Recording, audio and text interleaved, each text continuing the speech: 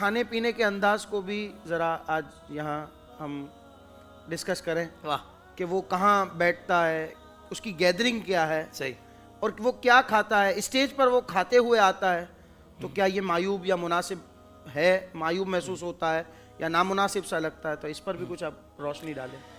یقیناً جو آپ کی مراد ہے جو میں سمجھ پایا ہوں تو پان گٹکے کا بے جا استعمال. دیکھیں پان گٹکا کھانا کوئی غیر شرعی معاملہ نہیں ہے, مگر یہ دیکھیں کہ حضور کے ذکر کی محفل میں اسٹیج پر کیا ہمارا یہ عمل مناسب ہے یا نہیں ہے. کہیں ایسا تو نہیں ہے کہ اگر آپ کر رہے ہوں تو پیچھے ایک جو قوم آپ کو فالو کر رہی ہے, کہیں ایسا تو نہیں ہے کہ ان کی تربیت کے حوالے سے بھی یہ کوئی اچھا شگون نہیں ہے.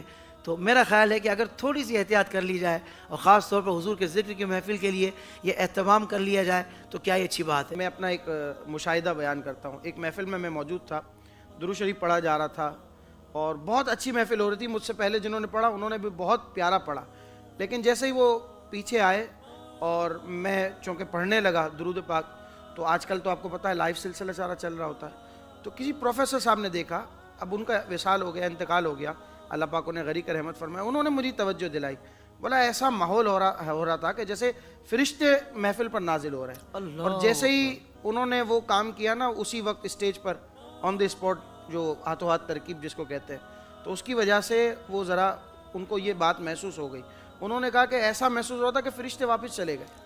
اب وہ اپنے طور پر یہ بات کہہ رہے تھے, کتنی حد تک یہ بات ٹھیک ہے یا درست اس سے قطع نظر. صحیح. ہم اس بات پر فوکس کریں کہ کیا یہ ہمارا عمل اچھا تھا, کسی کو ہم نے اس سے اچھا میسج دیا.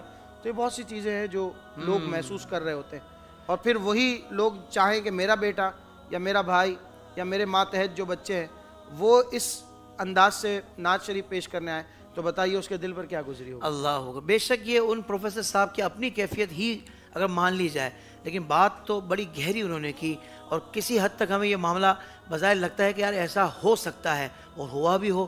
بہرحال ہمیں احتیاط کرنے کی ضرورت ہے.